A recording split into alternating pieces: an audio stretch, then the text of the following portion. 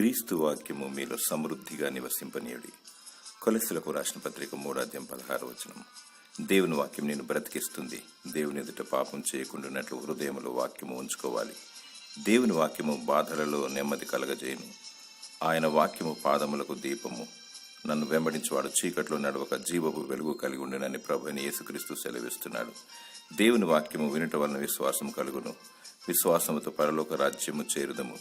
మీరు సత్యవాక్యమును అనగా రక్షణ సువార్తను విని క్రీస్తునందు విశ్వాసముంచి వాగ్దానము చేయబడిన ఆత్మచేత ముద్రింపబడితిరి. సమస్త విధములైన జ్ఞానముతో క్రీస్తు వాక్యము మీలో సమృద్ధిగా నివసింపనీయుడి. దేవుడు వాక్యమైనాడు. కృపా సత్య సంపూర్ణుడుగా మన మధ్య నివసించను. ఆయన మరల తన వధువు కొరకు రానున్నాడు.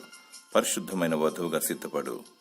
దేవుడు నీకు జీవ పునరుత్థాన శక్తిని దయచేయునుగాక. ఆమేన్.